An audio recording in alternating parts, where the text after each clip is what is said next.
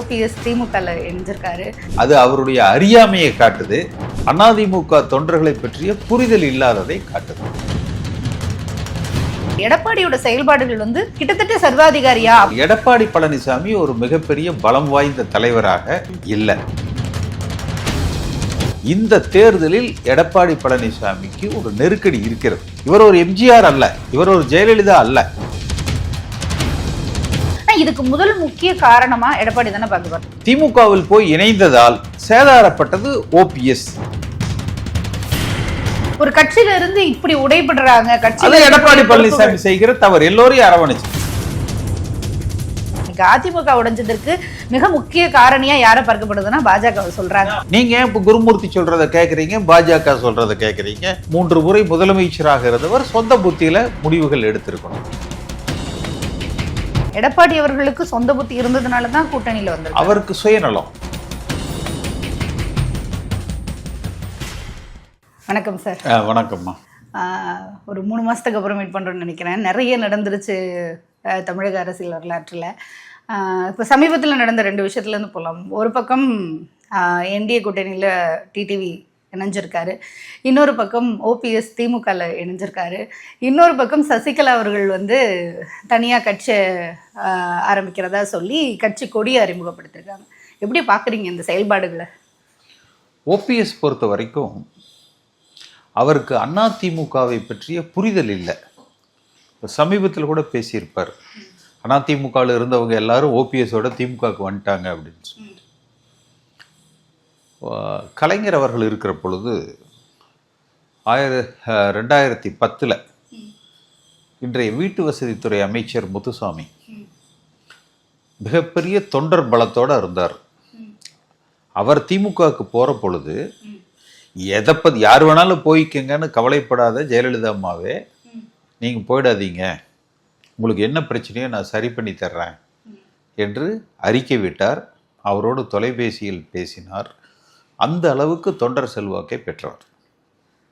அவர் அறிவாலயத்தில் கலைஞர் முன்னிலையில் திமுகவில் சேர்றார். இன்றைக்கும் பத்திரிகைகள் ஊடக செய்திகள் இருக்கும். கலைஞர் பேசுகிறார், இதுவரை இல்லாத வகையில் தொண்டர்களால் அறிவாலயம் நிரம்பி வழிகிறது. இது கலைஞர் சொன்ன வார்த்தை.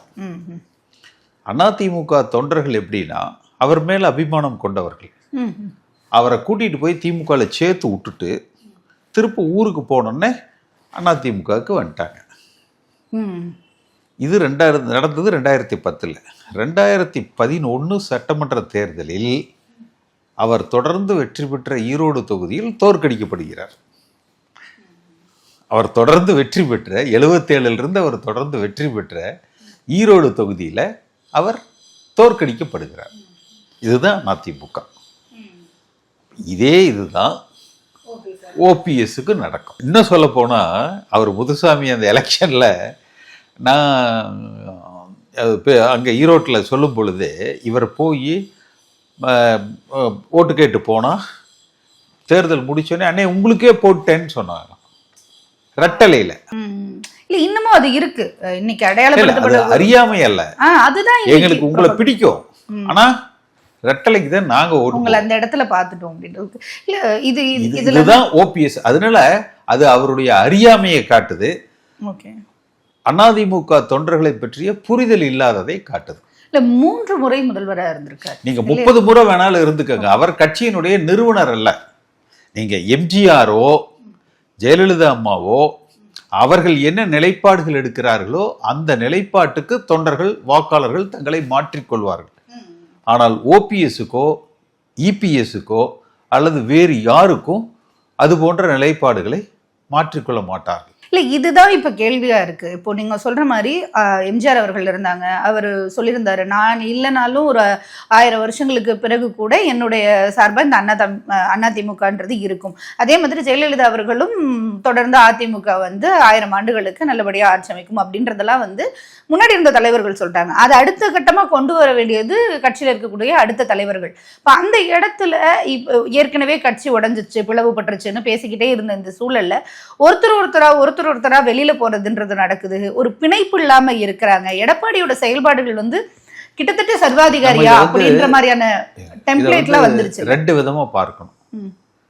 அதிமுக பலகீனப்படல, ஆனால் எடப்பாடி பழனிசாமி ஒரு மிகப்பெரிய பலம் வாய்ந்த தலைவராக எம்ஜிஆரை போல் ஜெயலலிதா அம்மாவை போல் இல்லை.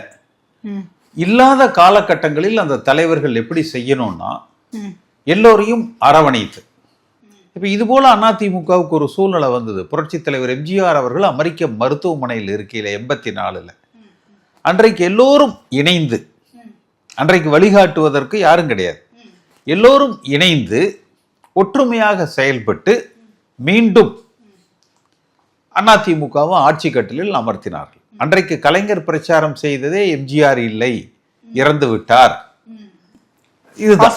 ஆனா அதையெல்லாம் தாண்டி மக்கள் அதிமுக மீது நம்பிக்கை வைத்தார்கள், ஆட்சி கட்டிலில் அமர்த்தினார்கள். அன்னைக்கு இருக்க நம்பிக்கை இன்னைக்கு இல்லைன்றதுதான் பிரதானமா பார்க்கப்படுது. அதான் நான் சொல்றேன், எடப்பாடி பழனிசாமி எல்லோரையும் அரவணைக்க தவறுகிறார். அவர் கட்சி தலைமை தன் வசம், தன் கட்டுப்பாட்டுக்குள் இருக்க வேண்டும் என்று நினைக்கிறார். அதிமுக தொண்டர்கள் ஆட்சி அமைக்க வேண்டும் என்று நினைக்கிறார்கள். இந்த தேர்தலில் எடப்பாடி பழனிசாமிக்கு ஒரு நெருக்கடி இருக்கிறது. நிச்சயம் இந்த முறை அதிமுக ஆளுகிற வாய்ப்பை பெற்றே ஆக வேண்டும். அப்படி அது ஆட்சி அமைக்காவிட்டால் அதற்கு முழு முதல் பொறுப்பாளியாக எடப்பாடி பழனிசாமி பார்க்கப்படுவார். நீங்க இவ்வளவு தீர்க்கமா சொல்றீங்க, இந்த 2026 சட்டமன்ற தேர்தலில் கண்டிப்பா அதிமுக ஆட்சி அமைக்கணும். அப்படி இருந்தாதான் அதுக்கு அடுத்த கட்டமா அதோட எதிர்காலம் எப்படி இருக்கும்ன்றதை நம்மளால தீர்மானிக்க முடியும்ன்றீங்க. நீங்க சொல்றீங்கல்ல, ஒன்றிணைச்சு செயல்படணும், எல்லாரையும் அரவணைச்சுக்கணும்னு. நான் உங்ககிட்ட இன்டர்வியூ எடுக்கும் போதுல இருந்து இப்போ வரைக்கும் கேட்கிறேன், அந்த செயல்பாடுகள் நீங்களும் ரொம்ப நாளா பேசிக்கிட்டு இருக்கீங்க. ஒன்றிணைக்க நான் தான் முதல்ல இதை 2024 நாடாளுமன்ற தேர்தல் முடிந்தவுடன் ஒரு பத்திரிகையாளர் சந்திப்பை நடத்தி ஒன்றிணைய வேண்டும், எல்லோரும் ஒருங்கிணைக்கப்பட வேண்டும் என்று நான் தான் அதுக்கு முன்னாடி நீங்க எல்லாரையும் ஒன்றிணைக்கணும்ன்றதுலதான் செயல்பட்டு இருக்கீங்க. ஆனா அப்படியான ஒரு சின்ன செயல்பாடு கூட இபிஎஸ் அவர்கள் கிட்ட இருக்கிறதா தெரியல. இன்றைய தேதிக்கு இல்லை. அதனாலதான் நான் சொல்றேன், அவருக்கு ஒரு பெரிய நெருக்கடி இருக்குது. அதிமுக தொண்டர்கள் எப்பவுமே நீங்க இதை செய்யணும், நீங்க இதை செய்யக்கூடாதுன்னு ஒவ்வொரு விஷயத்துக்கும் ரியாக்ட் பண்ண மாட்டாங்க. அல்டிமேட்டா என்ன, இந்த தேர்தலில் நீங்கள் வென்று ஆட்சி அமைக்கிற பலத்தை பெறுகிறீர்களா, பெற வேண்டும். அப்படி பெறாவிட்டால் அப்ப பார்ப்போம். சரி, இப்போ இன்றைய தேதிக்கு எடப்பாடி பழனிசாமி அவர்களுக்கு அந்த நெருக்கடி இருக்கிறதுன்னு சொல்றேன். அதான் இப்படியான சூழல்ல ஓபிஎஸ் போய் இப்போ திமுக கட்சியில போய் இணைஞ்சிருக்காரு, தாய் கழகத்திலேயே இணைஞ்சிட்டேன் அப்படின்னு சொல்றாரு. இதை எப்படி பார்க்க? அவர் என்னன்னா, அவர் அதான சொல்றாரு, இரட்டை தலைமையாக இருக்கிறத விட ஒற்றை தலைமையாக இருந்தால் என்னால் சிறப்பாக செயல்பட முடியும் என்று சொல்கிறார். சரி, சிறப்பா செயல்பட்டு காட்டுங்க, ஆட்சி அமைச்சு காட்டுங்க என்கிற வாய்ப்பை அவர் இடத்துல கொடுத்திருக்கிறாங்க. இல்ல, அதிமுகவிலிருந்து வெளியில வந்த நிறைய பேருக்கு அறிவாலயம் ஒரு சரணாலயமா மாறுதா அப்படின்ற. அறிவாலயம் சரணாலயம் அல்ல. இப்போ எல்லோருக்கும் எனக்கு இருக்கிற தெளிவும் புரிதலும் ஏன் ஓபிஎஸ்க்கு இல்லைன்னு தெரியல, ஏன் செங்கோட்டையனுக்கு இல்லைன்னு தெரியல. நம்முடைய வருத்தம் எடப்பாடி பழனிசாமி என்கிற சக மனிதரோடு, இவர் ஒரு எம்ஜிஆர் அல்ல, இவர் ஒரு ஜெயலலிதா அல்ல, நம்மோடு பழகியவர், நம்மோடு இணைந்து பணியாற்றியவர், சில நேரங்களில் நமக்கு கீழ் பணியாற்றியவர். ஏதோ ஒரு சந்தர்ப்ப சூழ்நிலையில் ஒரு வாய்ப்பால் இன்றைக்கு அந்த இடத்தில் இரட்டைலை சின்னத்தை ஒதுக்குகிற ஏ ஃபார்ம் பி ஃபார்ம்ல கையெழுத்து போடுகிற நிலையில் இருக்கிறார். ஏற்றுக்கொள்கிறோம். ஆனால் அவர் அதை வென்று காட்டணும். அப்ப நம்முடைய வருத்தம் என்பது, சங்கடம் என்பது, கோபம் என்பது, கருத்து வேறுபாடு என்பது எடப்பாடி பழனிசாமி என்கிற தனி மனிதனோடு தான். அதிமுக என்கிற மாபெரும் இயக்கத்தோடோ அதனுடைய தொண்டர்களோடோ வாக்காளர்களோடோ இல்லை. அப்படி நீங்கள் அறிவாலயத்தை தேடி சரணடைகிற பொழுது நீங்கள் எடப்பாடியை எதிர்ப்பதாக நினைத்து கொண்டு அதிமுக என்கிற கட்சி, அதனுடைய வாக்கு வங்கி, அதனுடைய தொண்டர் பலத்தை நீங்கள் இழக்கிறீர்கள். இதே அதிமுக காரங்க ஓபிஎஸ்க்கு நாடாளுமன்ற தேர்தலில் 4 லட்சம் வாக்குகளுக்கு நிகராக வாக்களித்தாங்கல்ல, அந்த ஓட்டெல்லாம் இது அதிமுக ஓட்டு தானே. அப்ப எடப்பாடி பழனிசாமியை விட அந்த தேர்தலில் எடப்பாடி பழனிசாமி நிறுத்திய வேட்பாளர் பெற்றது 1 லட்சத்து சில்லற, ஓபிஎஸ் பெற்றது 3,80,000, கிட்டத்தட்ட 4 லட்சம். அப்ப அந்த இடத்துல யாரை ஆதரித்தார்கள்? அதை ஓபிஎஸ் இழந்து விட்டார். நீங்க சொல்றது சரியான விஷயம்.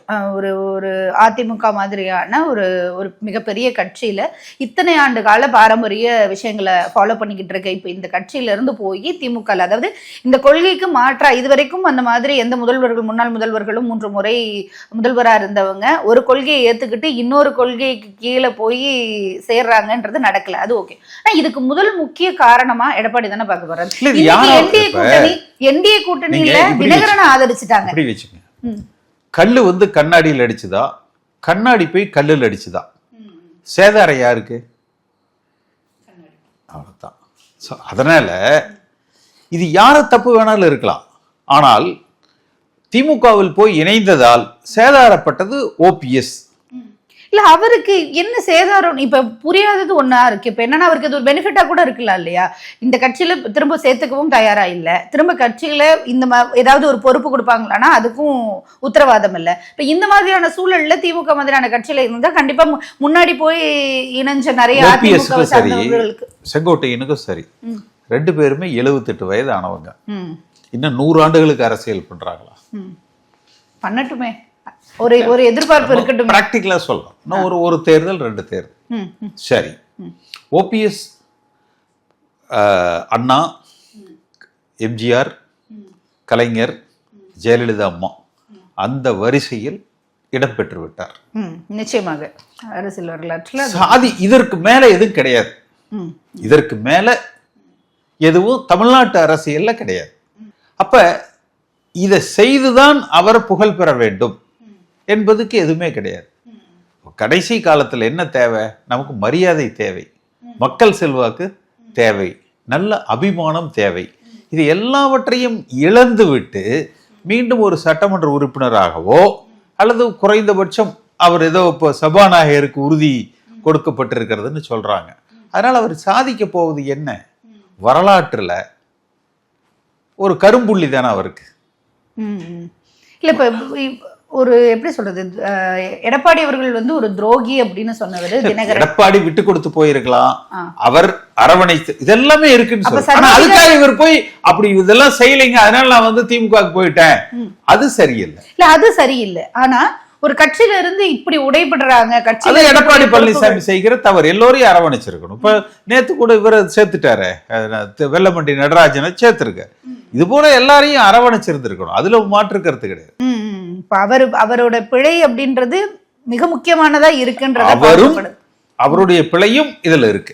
இப்ப இந்த என்டிஏ கூட்டணி எப்படி பாக்குறீங்க? இப்ப இதுல இருந்து நான் உங்ககிட்ட ஒரே ஒரு கேள்வி வைக்கணும். இன்னைக்கு அதிமுக உடைஞ்சதற்கு மிக முக்கிய காரணியா யார பார்க்கப்படுதுன்னா பாஜக சொல்றாங்க. நான் அப்படி சொல்ல மாட்டேன். இவங்களுக்கு செங்கோட்டையன் ஆகட்டும், ஓபிஎஸ் ஆகட்டும், அவர்களுக்கு சொந்த புத்தி இல்லைன்னு பாப்போம். நீங்க இப்ப குருமூர்த்தி சொல்றதை கேட்கறீங்க, பாஜக சொல்றதை கேட்கறீங்க. சொந்த கட்சியை பலகீனப்படுத்துறதுக்கு நீங்க பீகார் எடுத்துக்கங்க, நம் கண் முன்ன இருக்கக்கூடிய ஒரு உதாரணம். மகாராஷ்டிரா எடுத்துக்கங்க. பாஜகவினுடைய சித்தாந்தமே ஒரு பெரிய பலம் வாய்ந்த கட்சியோட சிறிய அளவுல கூட்டணிக்கு சேருவாங்க. சரியான சமயத்துல அதை சிறு சிறு துண்டுகளாக பிரிப்பாங்க, கூறுகளாக பிரிப்பாங்க. 40 இருக்கிறத 10x4, இவங்களுக்கு 5 தான் இருக்கும். அப்ப 5 வந்து 4 விட பெருசு அப்படின்ட்டு அவங்க அதை கையில் எடுத்துருவாங்க. இதுதான் மகாராஷ்டிராவில் நடந்தது, இதுதான் இப்ப பீகார்ல நடக்க போகிறது. அப்ப இதை உணர்ந்து ஒரு 3 முறை முதலமைச்சராக இருந்தவர் சொந்த புத்தியில முடிவுகள் எடுத்திருக்கணும். செங்கோட்டையனுக்கும் ஓபிஎஸ் அவர்களுக்கும் சொந்த புத்தி இல்ல, எடப்பாடி அவர்களுக்கு சொந்த புத்தி இருந்ததுனாலதான் கூட்டணியில வந்தார். அவருக்கு சுயநலம், அவருக்கு எக்கச்சக்கமா சொந்த புத்தி இருக்கு. சில பேர் தானும் இது பண்ணிக்கிறது இல்ல, சொல்றதையும் கேட்கறது. அவர் எல்லோரையும் அரவணைச்சிருக்கணும். அதுல நிச்சயமா அது தவறு. 2வது, இன்றைக்கு இப்போ நிதிஷ்குமாரே எடுத்துக்கோங்களா, இப்ப கிட்டத்தட்ட பாஜக அந்த மாநிலத்தை கைப்பற்றி விட்டார்கள் இதுவரை இல்லாமல். ஸோ இது அதுவும் இப்போ இந்த தேர்தல் சமயத்தில், தமிழக சட்டமன்றத்துக்கான தேர்தல் சமயத்தில் நடக்கிற இந்த நிகழ்வுகள் நிச்சயமா ஒரு அதிமுக தொண்டர்கள் மத்தியில் ஒரு கலக்கத்தை உண்டாக்கக்கூடிய ஒரு நிகழ்வுகள். அப்ப ஜாகிரதையா இன்னும் இருக்கணும். அப்ப கட்சியை பலப்படுத்தணும். 45 நாள் தான் சார் இருக்கு தேர்தல். கட்சியை இல்ல இப்ப செய்யறாருல. இப்ப நேத்து அந்த வெள்ளமண்டி கிட்டத்தட்ட ஓபிஎஸ் போனதுக்கு அப்புறம் ஓபிஎஸோட பயணத்தை எல்லோரையுமே கட்சியில் இணைச்சுக்கிட்டு தான் இருக்காரு. அதுல யாரையும் நான் மாட்டேன்னு சொல்லலையே, எல்லோரையுமே இணைத்து கொண்டுதான் இருக்கு.